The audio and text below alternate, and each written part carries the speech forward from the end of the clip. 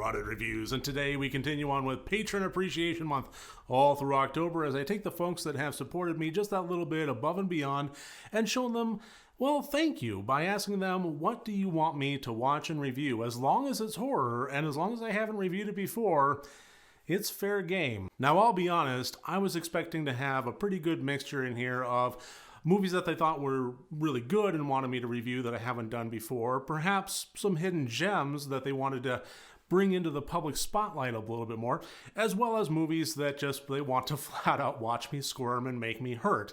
I'm pretty sure if I hadn't already watched and reviewed Thanksgiving 3, that would have been a recommendation for me. Now, in this case, I had patron Steve Bashaw recommend to me the 1988 movie Pin.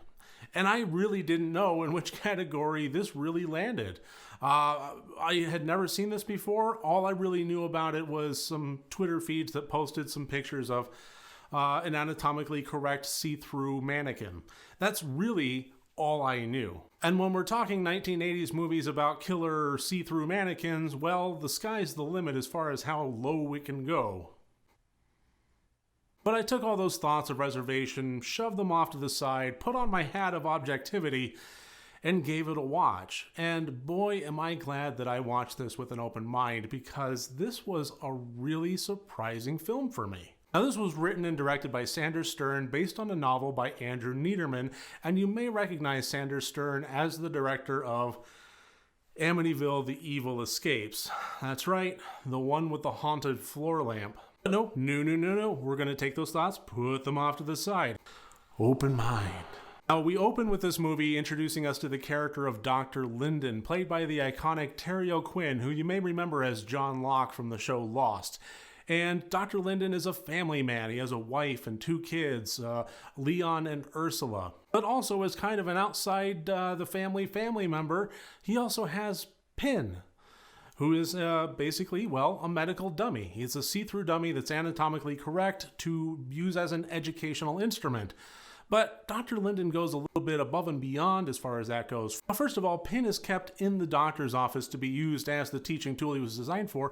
However, Ursula and Leon spend an inordinate amount of time in there with their dad. They accompany him on examinations and so on and so forth. They're kept very tidy.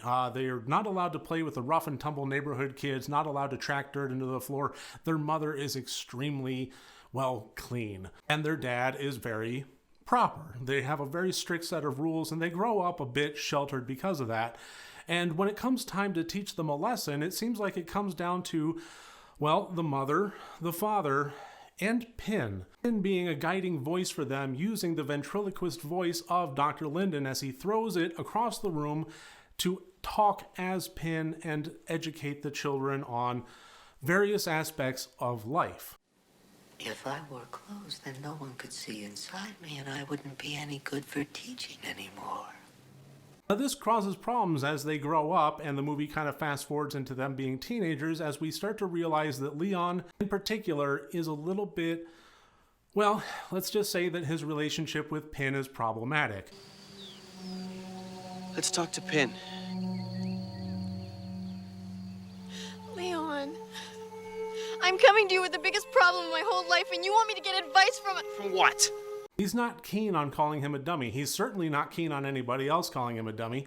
And he tends to actually latch onto him as if he were real, never actually coming to the conclusion that Ursula does about their father using Pin as a device and instead treating Pin as an actual family member. Now, that's as far as I'm going to go into the plot in this beginning stage here, because I want to treat this spoiler free, but at some point I will transition to a full spoiler discussion, but I'll give a plenty of warning beforehand. Now, let's just be real. We're talking about a late 80s movie with a largely implausible concept that just seems silly at face value. But I gotta say, after having watched it, this movie was fully redeemed by its sympathetic performances and some very adept filmmaking choices. Now, without getting into spoilers, the real question that gets asked consistently throughout the film is Pin real?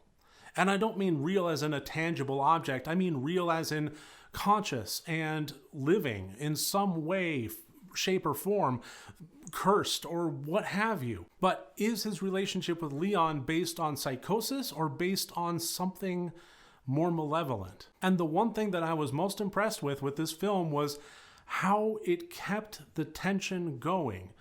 It consistently made filmmaking choices that made either or possibility a reality. And in that, it kept me guessing throughout the entirety of the film. David Hewlett as Leon did a really good job with his character. I think that it was fairly limited, but as far as the unhinged nature of what he was going through and trying to balance that is Pin or isn't Pin kind of rationale going, he definitely provided the very strong argument towards one side of that, and he did it remarkably well. Cynthia Preston playing Ursula, equally good just in terms of the sympathetic, heartbreaking character she was portraying as somebody that was just trying to keep what remained of her family together. And additionally, what is her own life going to look like? Not just in relation to her family, but also just herself. What profession is she going to choose? What relationships is she going to have? What relationships is she going to be allowed to have, considering the situations that's going on between Leon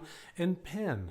All of which was accompanied by the frankly disturbingly sweet, high-pitched, monotone voice of Pin, who was voiced by an actor that in a million years I never ever would have guessed this performance would be attributed to this person, but Jonathan Banks, Mr. Gravely voice from Breaking Bad and Better Call Saul and a million other performances, was the voice of Pin in this. You have to go to school. Anyway, we shouldn't be having this conversation. You know the doctor doesn't like me talking to anyone when he's not here.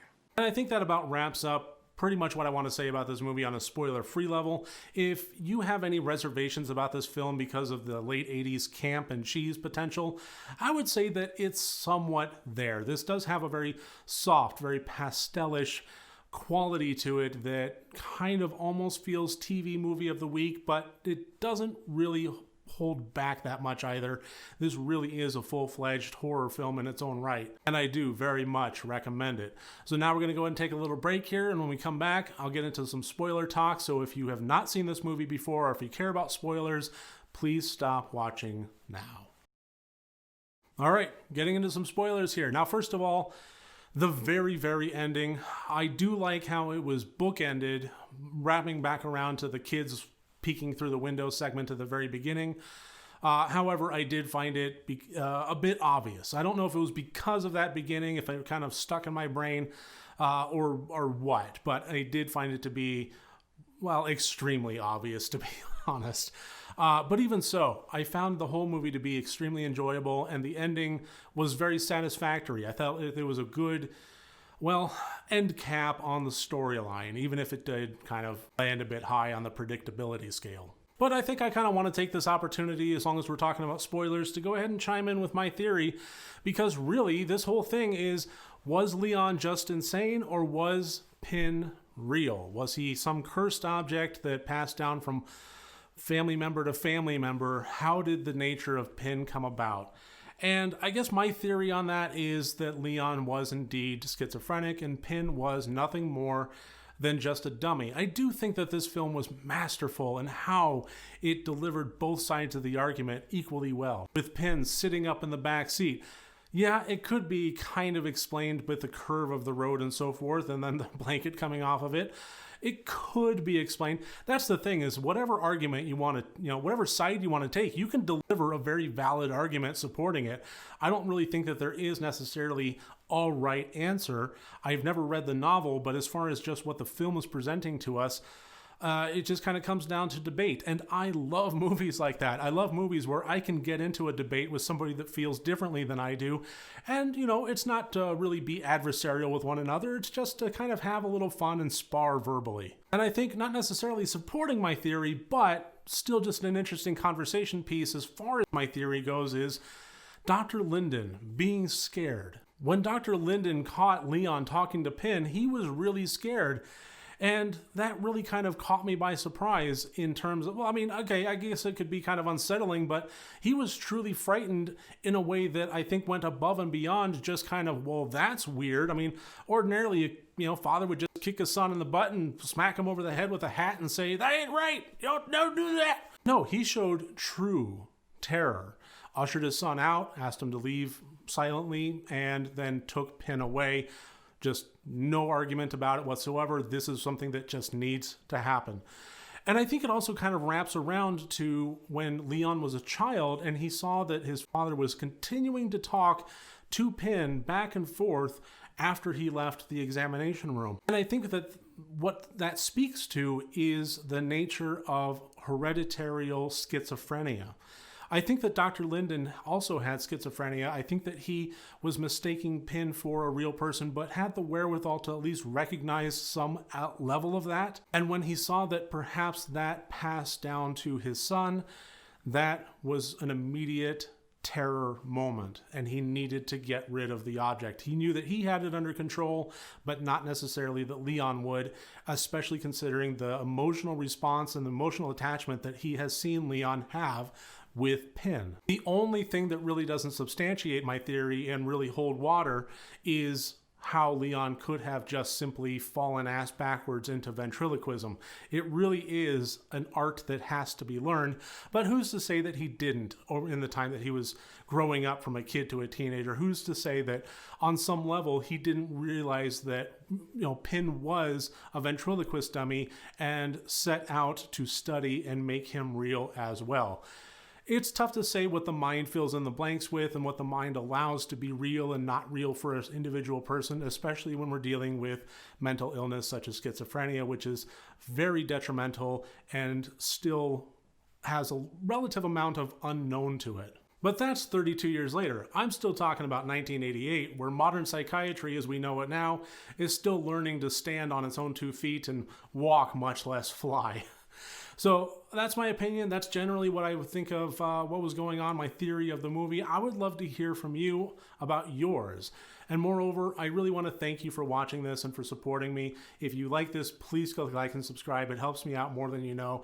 And thank you again to Steve Bashaw for recommending the 1988 movie Pin. I'll catch you tomorrow on my next review. And remember, next time you want to watch a horror movie, first make sure that it's good and rotted.